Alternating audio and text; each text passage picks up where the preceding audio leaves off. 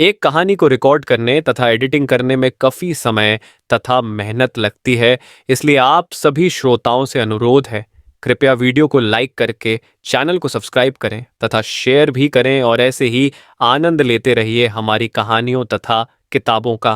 धन्यवाद। वासना की कड़ियां, मुंशी प्रेमचंद। बहादुर भाग्यशाली कासिम मुल्तान की लड़ाई जीतकर घमंड के नशे से चूर चला आता था। शाम हो गई थी।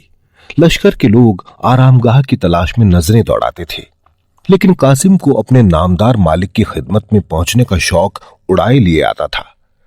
उन तैयारियों का ख्याल करके जो उसके स्वागत के लिए दिल्ली में की गई होंगी, उसका दिल उमंगों से भरपूर हो रहा था। सड़कें बंधनबारों और झंडियों से सजी होंगी। चौराहों पर नौबत खाने अपना सुहाना राग अलापेंगे। जो ही मैं सरे शहर के अंदर दाखिल होऊंगा, शहर में शोर मच जाएगा। तोपें अगवानी के लिए जोर शोर से अपनी आवाजें बुलंद करेंगी। हवेलियों के झरोखों पर शहर की चांद जैसी सुंदर स्त्रियां आंखें गड़ाकर मुझे देखेंगी और मुझ पर फूलों की बारिश करेंगी।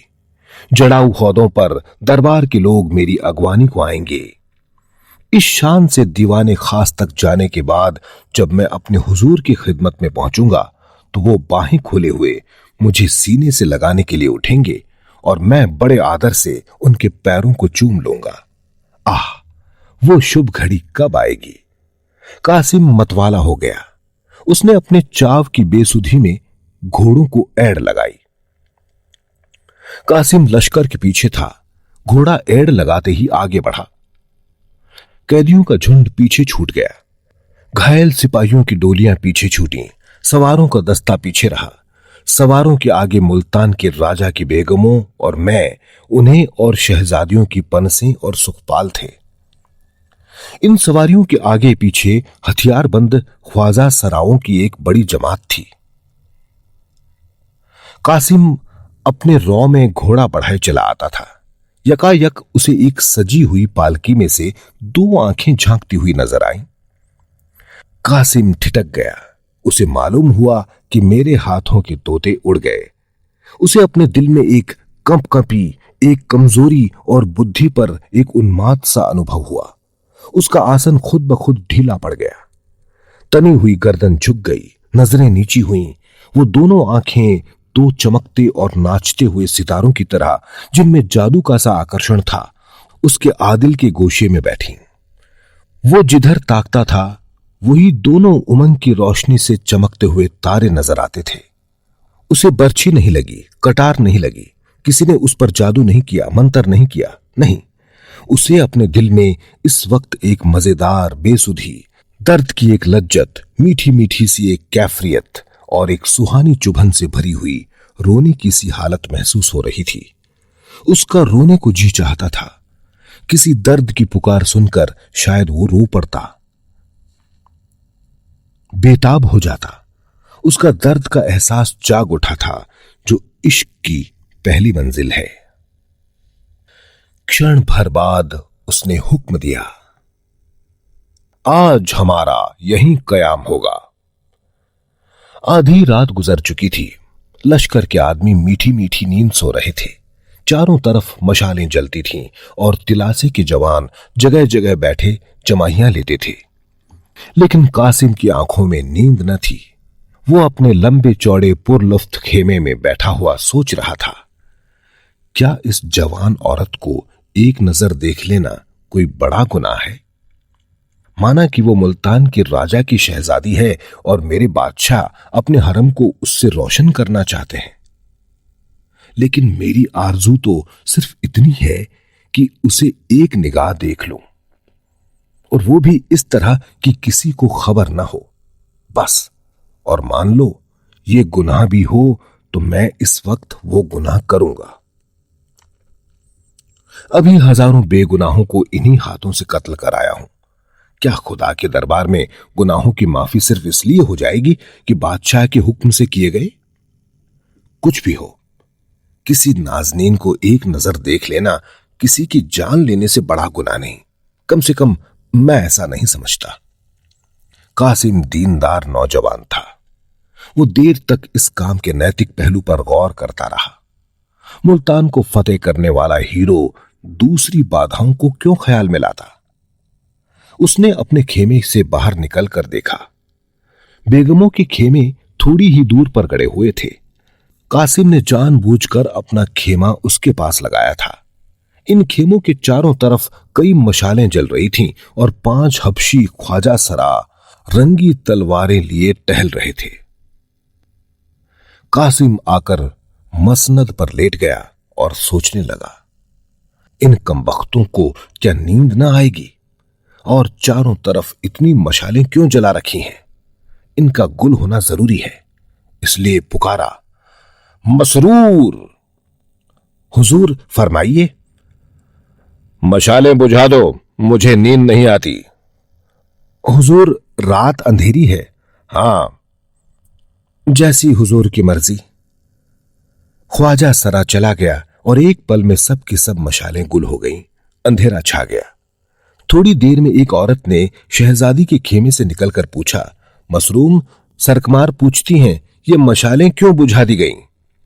मशरूम बोला, सिपहदार साहब की मर्जी, तुम लोग होशियार रहना, मुझे उनकी नीयत साफ नहीं मालूम होती। कासिम उत्सुकता से व्यग्र होकर कभी लेटता था, कभी उठ बैठता था, कभी टहलने लगता था। बार बार दरवाजे पर आकर देखता, लेकिन 5 ख्वाजा सरा देवों की तरह खड़े नजर आते थे। कासिम को इस वक्त यही धुन थी कि शहजादी का दर्शन क्यों कर हो। अंजाम की फिक्र, बदनामी का डर और शाही गुस्से का खतरा उस पुरजोर ख्वाहिश के नीचे दब गया था। घड़ियाल ने 1 बजाया। कासिम यूं चौंक पड़ा गोया कोई अनहोनी बात हो गई, जैसे कचहरी में बैठा हुआ कोई फरियाद अपने नाम की पुकार सुनकर चौंक पड़ता है। ओहो, 3 घंटों से सुबह हो जाएगी, खेमे उखड़ जाएंगे, लश्कर कूच कर देगा। वक्त तंग है, अब देर करने की, हिचकचाने की गुंजाइश नहीं। कल दिल्ली पहुंच जाएंगे, अरमान दिल में क्यों रह जाए। किसी तरह इन हरामखोर ख्वाजा सराओं को चकमा देना चाहिए।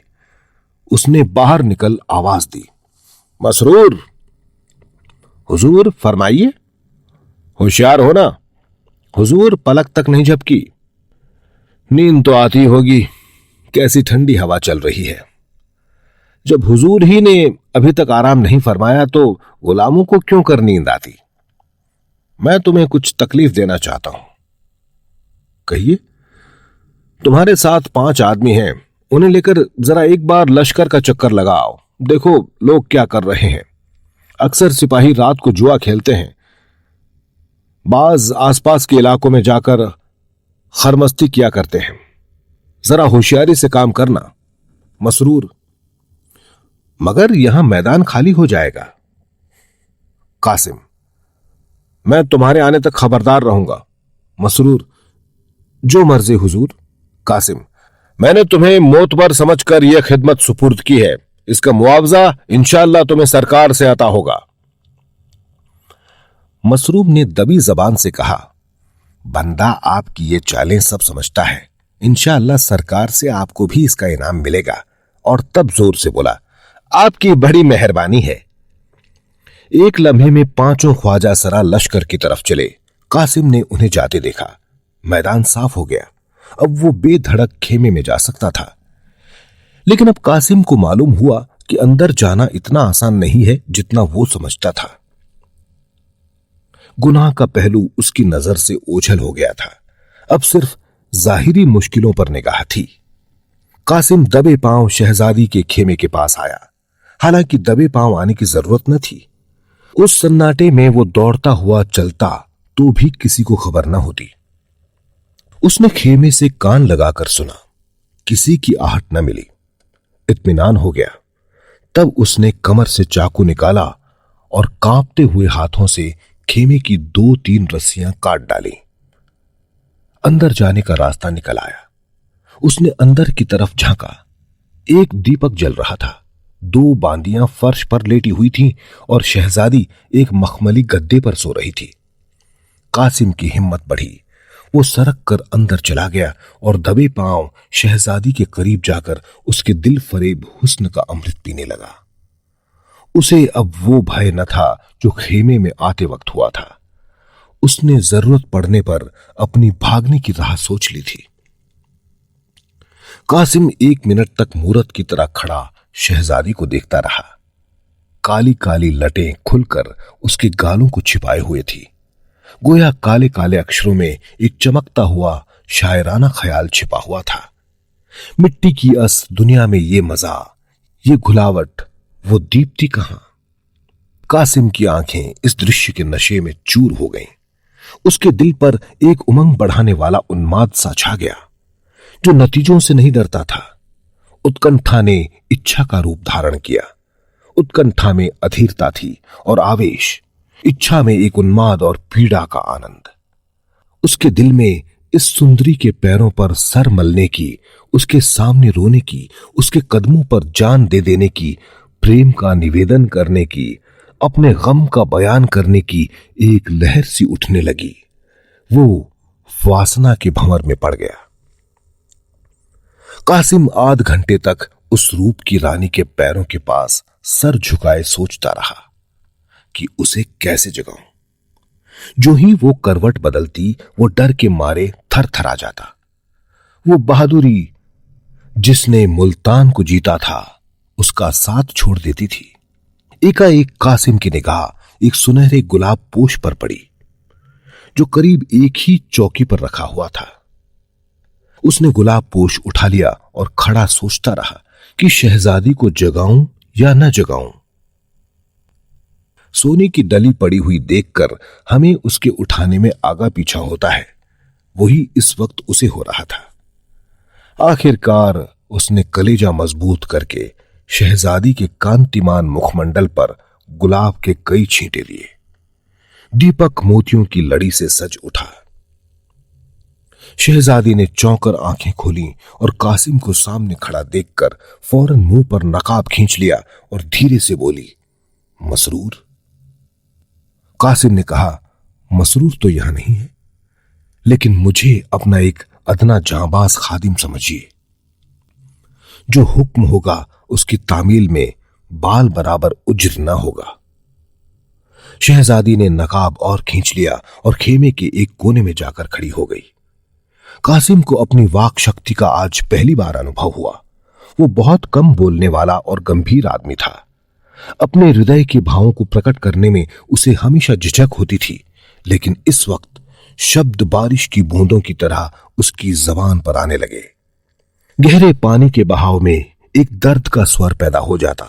बोला, मैं जानता हूं कि मेरी ये गुस्ताखी आपकी नाजुक तबीयत पर नागवार गुजरी है। हुजूर, इसकी जो सजा मुनासिब समझें, उसके लिए ये सिर झुका हुआ है। मैं ही वो बदनसीब काले दिल का इंसान हूं जिसने आपके बुजुर्ग बाप और प्यारे भाइयों के खून से अपना दामन नापाक किया है।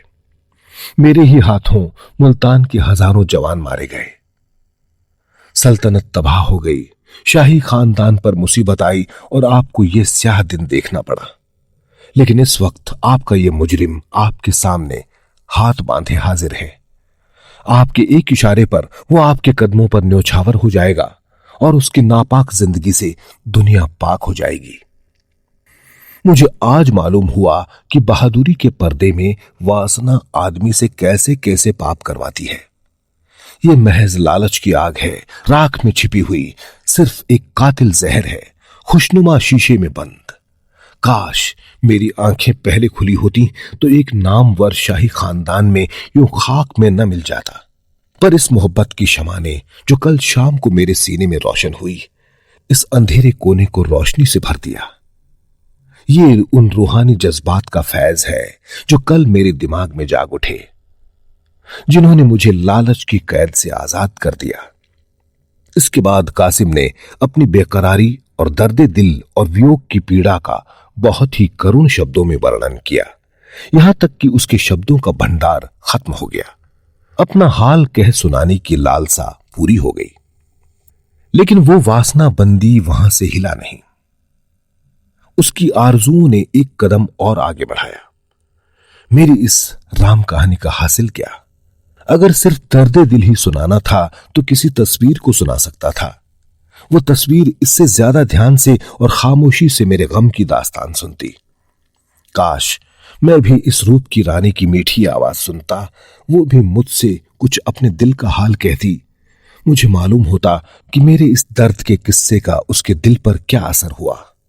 काश मुझे मालूम होता कि जिस आग में मैं फूंका जा रहा हूं, कुछ उसकी आंच उधर भी पहुंची है या नहीं। कौन जाने ये सच हो कि मोहब्बत पहले माशूक के दिल में पैदा होती है।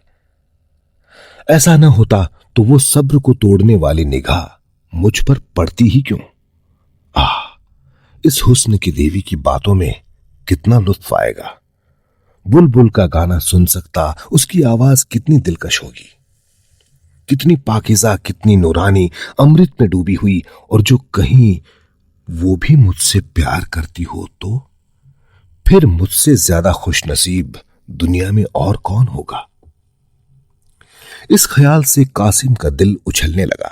रगों में एक हरकत सी महसूस हुई। इसके बावजूद कि बांदियों के जग जाने और मसरूर की वापसी का धड़का लगा हुआ था, आपसी बातचीत की इच्छा ने उसे अधीर कर दिया। बोला, हुस्न की मलका, ये जख्मी दिल आपकी इनायत की नजर की मुस्तहक है, कुछ उसके हाल पर रहम न कीजिएगा। शहजादी ने नकाब की ओट से उसकी तरफ ताका और बोली, जो खुद रहम का मुस्तहक हो वो दूसरों के साथ क्या रहम कर सकता है। कैद में तड़पते हुए पंछी से जिसके न बोल हैं न पर, गाने की उम्मीद रखना बेकार है। मैं जानती हूं कि कल शाम को दिल्ली के जालिम बादशाह के सामने बांदियों की तरह हाथ बांधे खड़ी होंगी।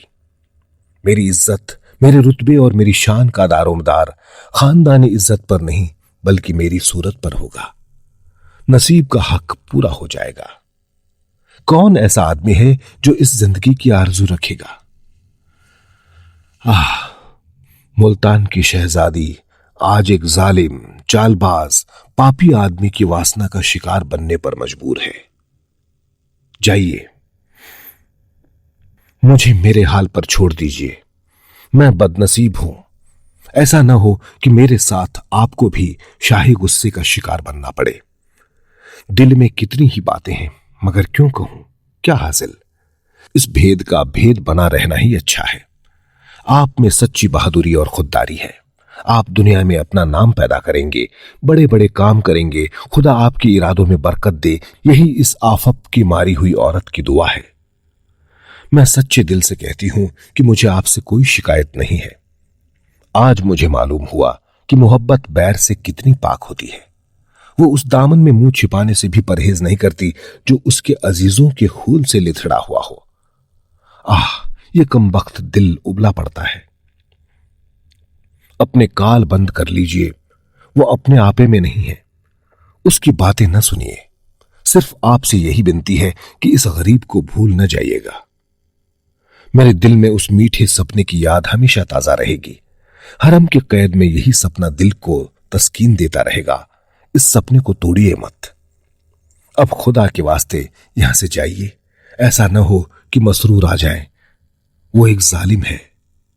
मुझे अंदेशा है कि उसने आपको धोखा दिया। अजब नहीं कि यहीं कहीं छुपा बैठा हो। उससे होशियार रहिएगा। खुदा हाफिज। कासिम पर एक बेसुधी किसी हालत छा गई, जैसे आत्मा का गीत सुनने के बाद किसी योगी की होती है। उसे सपने में भी जो उम्मीद न हो सकती थी वो पूरी हो गई थी। गर्व से उसकी गर्दन की रगें तन गईं। उसे मालूम हुआ कि दुनिया में मुझसे ज्यादा भाग्यशाली दूसरा नहीं है। मैं चाहूं तो इस रूप की वाटिका की बहार लूट सकता हूं, इस प्याले से मस्त हो सकता हूं। वो कितनी नशीली, कितनी मुबारक जिंदगी होती। अब तक कासिम की मोहब्बत ग्वाले का दूध थी। पानी से मिली हुई शहजादी के दिल की तड़प ने पानी को जलाकर सच्चाई का रंग पैदा कर दिया। उसके दिल ने कहा, मैं इस रूप की रानी के लिए क्या कुछ नहीं कर सकता। कोई ऐसी मुसीबत नहीं है जो झेल न सकूं, कोई आग नहीं जिसमें कूद न सकूं। मुझे किसका डर है? बादशाह का? मैं बादशाह का गुलाम नहीं, उसके सामने हाथ फैलाने वाला नहीं, उसका मोहताज नहीं। मेरे जौहर की हर एक दरबार में कद्र हो सकती है। मैं आज इस गुलामी की जंजीर को तोड़ डालूंगा और उस देश में जा बसूंगा जहां बादशाह के फरिश्ते भी पर नहीं मार सकते। हुस्न की नेमत पाकर अब मुझे और किसी चीज की इच्छा नहीं। अब अपनी आरज़ुओं का क्यों गला घोंटूं, कामनाओं को क्यों निराश का ग्रास बनने दूं। उसने उन्माद की सी स्थिति में कमर से तलवार निकाली और जोश के साथ बोला, जब तक मेरे बाजुओं में दम है कोई आपकी तरफ आंख उठाकर देख भी नहीं सकता, चाहे वो दिल्ली का बादशाह ही क्यों ना हो। मैं दिल्ली के कूचे और बाजार में खून की नदी बहा दूंगा, सल्तनत की जड़ें हिला दूंगा, शाही तख्त को उलट पलट रख दूंगा और कुछ न कर सकूंगा तो मर मिटूंगा, पर अपनी आंखों से आपकी ये जिल्लत न देखूंगा। शहजादी आहिस्ता आहिस्ता उसके करीब आई, बोली, मुझे आप पर पूरा भरोसा है, लेकिन आपको मेरी खातिर से जब्त और सब्र करना होगा। आपके लिए मैं महलरा की तकलीफें और जुल्म सब सह लूंगी। आपकी मोहब्बत ही मेरी जिंदगी का सहारा होगी। यह यकीन कि आप मुझे अपनी लौंडी समझते हैं मुझे हमेशा संभालता रहेगा। कौन जाने तकदीर हमें फिर मिलाए। कासिम ने अकड़ कर कहा, आप दिल्ली जाए ही क्यों, हम सुबह होते होते भरतपुर पहुंच सकते हैं। शहजादी, मगर हिंदुस्तान के बाहर तो नहीं जा सकते। दिल्ली की आंख का कांटा बनकर मुमकिन है हम जंगलों और वीरानों में जिंदगी के दिन काटें, पर चैन नसीब न होगा। असलियत की तरफ से आंखें न बंद कीजिए। खुदा ने आपको बहादुरी दी है, पर तेगे इस्फहानी भी तो पहाड़ से टकराकर टूट ही जाएगी। कासिम का जोश कुछ धीमा हुआ। भ्रम का पर्दा नजरों से हट गया। कल्पना की दुनिया में बढ़ बढ़कर बातें करना आदमी का गुण है। कासिम को अपनी बेबसी साफ दिखाई पड़ने लगी। बेशक मेरी ये लंतरानियां मजाक की चीज हैं। दिल्ली के शाह के मुकाबले में मेरी क्या हस्ती है। उनका एक इशारा मेरी हस्ती को मिटा सकता है। हसरत भरे लहजे में बोला, मान लीजिए हमको जंगलों और वीरानों में ही जिंदगी के दिन काटने पड़े तो क्या। मोहब्बत करने वाले अंधेरे कोने में भी चमन की सैर का लुत्फ उठाते हैं। मोहब्बत में वो फकीरों और दरवेशों जैसा अलगाव है जो दुनिया की नेमतों की तरफ आंख उठाकर भी नहीं देखता। शहजादी, मगर मुझसे ये कब मुमकिन है कि अपनी भलाई के लिए आपको इन खतरों में डालूं। मैं शाही दिल्ली के जुल्मों की कहानियां सुन चुकी हूं। उन्हें याद करके रोंगटे खड़े हो जाते हैं। खुदा वो दिन न लाए कि मेरी वजह से आपका बाल भी बांका हो। आपकी लड़ाइयों के चर्चे, आपकी खैरियत की खबरें उस कैद में मुझको तस्कीन और ताकत देंगी। मैं मुसीबत झेलूंगी और हंस हंस कर आग में जलूंगी और माथे पर बल न आने दूंगी। हां, मैं शाही दिल्ली के दिल को अपना बनाऊंगी, सिर्फ आपकी खातिर से, ताकि आपके लिए मौका पड़ने पर दो चार अच्छी बातें कह सकूं। लेकिन कासिम अब भी वहां से न हिला। अक्सर आरज़ुएं उम्मीद से बढ़कर पूरी होती जाती थी, फिर हवस भी उसी अंदाज से बढ़ती जाती थी। उसने सोचा, अगर हमारी मोहब्बत की बहार सिर्फ कुछ लम्हों की मेहमान है, तो फिर उन मुबारकबाद लम्हों को आगे की चिंता से क्यों बेमजा करें। अगर तकदीर में इस हुस्न की नेमत को पाना नहीं लिखा है, तो इस मौके को हाथ से क्यों जाने दूं। कौन जाने फिर मुलाकात हो या ना हो, ये मोहब्बत रहे या न रहे। बोला, शहजादी, अगर आपका यही आखिरी फैसला है तो मेरे लिए सिवाय हसरत और मायूसी के और क्या चारा है। दुख होगा, कुढ़ूंगा, पर सब्र करूंगा। अब एक दम के लिए यहां आकर मेरे पहलू में बैठ जाइए, ताकि इस बेकरार दिल को तस्कीन हो। आइए, एक लम्हे के लिए भूल जाएं कि जुदाई की घड़ी हमारे सर पर खड़ी है। कौन जाने ये दिन कब आए। शान शौकत गरीबों की याद भुला देती है। आइए, एक घड़ी मिलकर बैठें। अपने जुल्फों की अंबरी खुशबू से इस जलती हुई रूह को तरावट पहुंचाइए। ये बाहें गलों की जंजीरें बन जाएं। अपने बिल्लौर जैसे हाथों से प्रेम के प्याले भर भर कर पिलाइए। सागर के ऐसे दौर चलें कि हम छक जाएं। दिलों पर सुरूर को ऐसा गाढ़ा रंग चढ़े जिस पर जुदाई की तुर्शियों का असर ना हो। वो रंगीन शराब पिलाइए जो इस झुलसी हुई आरजुओं की खेती को सींच दे और ये रूह की प्यास हमेशा के लिए बुझ जाए। माए अगवानी के दौर चलने लगे। शहजादी की बिल्लौरी हथेली में सुर्ख शराब का प्याला ऐसा मालूम होता था जैसे पानी की बिल्लौरी सतह पर कमल का फूल खिला हो। कासिम दीनों दुनिया से बेखबर प्याले पर प्याले चढ़ाता जाता था जैसे कोई डाकू लूट के माल पर टूटा हुआ हो। यहां तक कि उसकी आंखें लाल हो गईं, गर्दन झुक गई, पी पी कर मदहोश हो गया। शहजादी की तरफ वास्ता भरी आंखों से ताकता हुआ बाहें खोले बढ़ा कि घड़ियाल ने 4 बजाए और कूच के डंके की दिल छेद देने वाली आवाजें कान में आईं।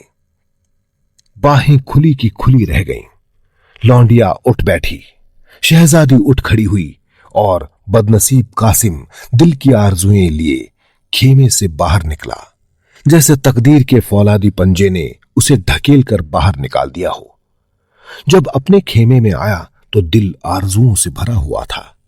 कुछ देर के बाद आरजुओं ने हवस का रूप भरा और अब बाहर निकला तो दिल हसरतों से पामाल था। हवस का मकड़ी जाल उसकी रूह के लिए लोहे की जंजीरें बना हुआ था। शाम का सुहाना वक्त था। सुबह की ठंडी ठंडी हवा से सागर में धीरे धीरे लहरें उठ रही थीं।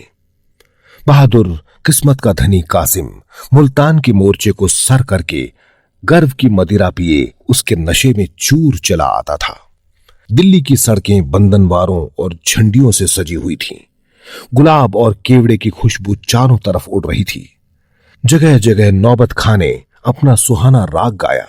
तोपों ने अगवानी की, घन गरज सदाएं बुलंद की।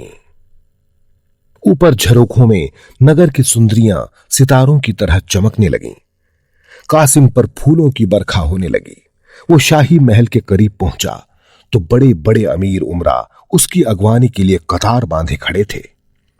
इस शान से वो दीवाने खास तक पहुंचा। उसका दिमाग इस वक्त 7वें आसमान पर था। चाव भरी आंखों से ताकता हुआ बादशाह के पास पहुंचा और शाही तख्त को चूम लिया। बादशाह मुस्कुराकर तख्त से उतरे और बाहें खोले हुए कासिम को सीने से लगाने के लिए बढ़े। कासिम आदर से उनके पैरों को चूमने के लिए झुका कि यकायक उसके सिर पर एक बिजली सी गिरी। बादशाह का तेज खंजर उसकी गर्दन पर पड़ा और सर तन से जुदा होकर अलग जा गिरा। खून के फव्वारे बादशाह के कदमों की तरफ, तख्त की तरफ और तख्त के पीछे खड़े होने वाले मसरूर की तरफ लपके, गोया कोई झल्लाया हुआ आग का सांप है। घायल शरीर एक पल में ठंडा हो गया, मगर दोनों आंखें हसरत की मारी हुई 2 मूर्तों की तरह देर तक दीवारों की तरफ ताकती रहीं। आखिर वो भी बंद हो गईं। हवस ने अपना काम पूरा कर दिया। अब सिर्फ हसरत बाकी थी, जो बरसों तक दीवाने खास के दरो दीवार पर छाई रही और जिसकी झलक अभी तक कासिम के मजार पर खास फूस की सूरत में नजर आती है। प्रेम बत्तीसी से